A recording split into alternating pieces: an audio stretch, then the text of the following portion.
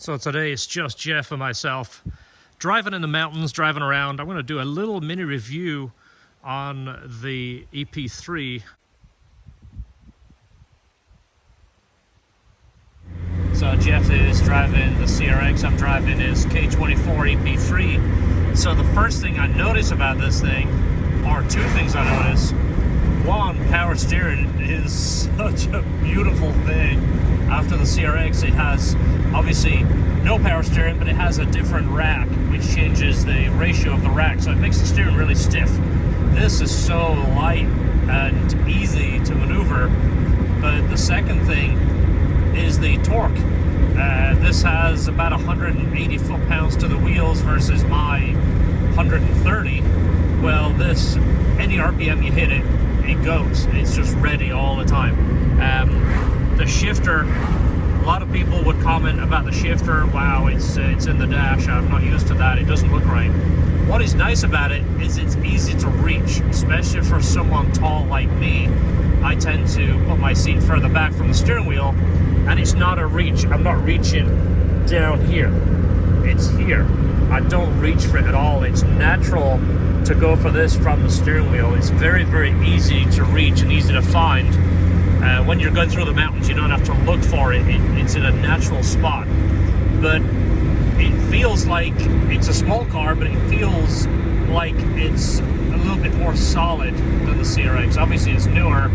It is a little bit heavier, so it gives it a more modern, newer ride. Obviously, the lighter Japanese cars tend to be a little rattly and very raw feeling, whereas they got newer, they tend to be a little softer. They are quieter, they ride like a bigger car, but this isn't a big car. It's kind of like a new version of the Civic wagon, I would compare it to. Dash, just as a glance, I really like the dash. The white gauges, very easy to read. Not that it sounds funny, but when you're purposely driving through the mountains, nice clear gauges make a big difference. You can glance and you know what RPM you're at, what speed you're at. You're not having to look at digital gauges, which I don't think are as clear as analog like this. The big round gauges really appeal more to me than the newer digital stuff. Mirrors bigger than the CRX. Just as a glance, you can see what's going on around you. These seats are absolutely phenomenal, by the way. They're probably one of the best OEM Honda seats I think I've sat in. And they're something that will fit all sizes. I'm 6'2", 210 pounds, and I fit in these perfect. You know, Jeff is, I don't know, a lot shorter than me, and he fits in them fine too. So it's a very good universal seat.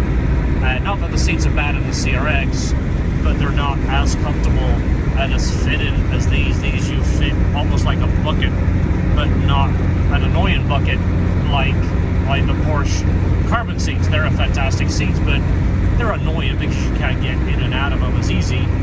They're more of a sit in and stay in it kind of seat. You don't want to make errands in that car. But very easy to drive, very quiet, tons of power, tons of torque. Just roll into the gas, fifth gear. I mean, the car is ready to go. You're barely touching the gas, and it's right there. Super cool car. If you haven't seen it, watch the video on the silver EP3 that we put the K24 in just before we left for this trip. It's almost the identical setup to this one that I'm driving. Same exhaust, same header, almost the identical power. Just touching on the exhaust, this is a full 3-inch, and it is very, very livable. Something that I try and pay attention to when we're building exhausts. We want them to be a real-world daily driving exhaust. It isn't something that sounds like it's going to the racetrack. The wind noise, obviously I have the window down. It's noisier than the exhaust. The road noise is noisier than the exhaust.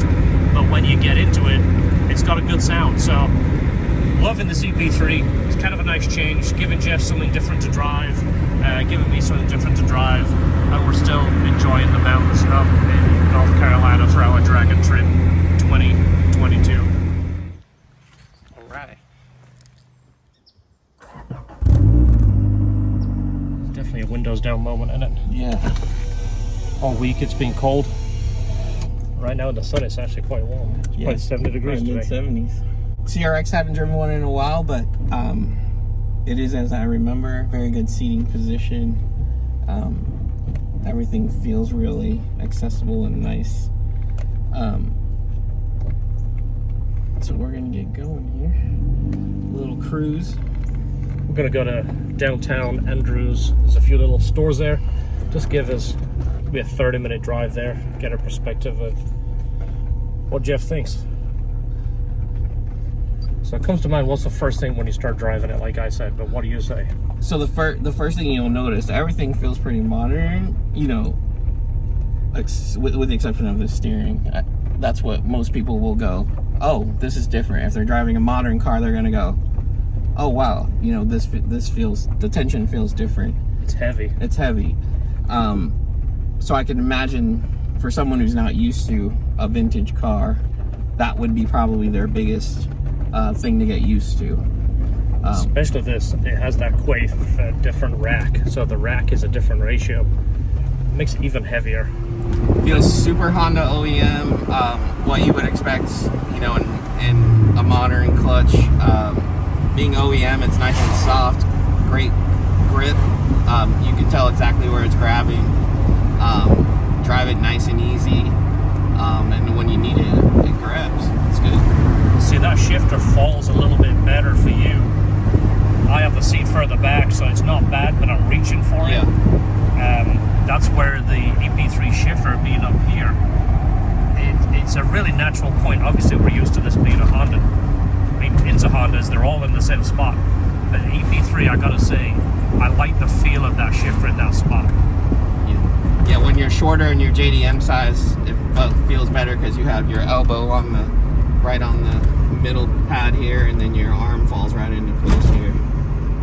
But you got to be 5'7" for that. Yeah, 6'2". I'm far away. I got long arms. My steering position is good, but the shifter, I did a GSR shifter, which is kind of like the dog leg, which brings that shifter a little bit further back. But it's not bad, but some cars do have a bit of a stretch to get to that shifter.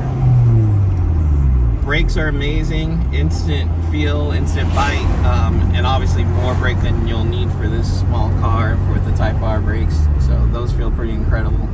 Yeah, they're noticeable as soon as you get in it. They're almost a little over strong until you get used to it.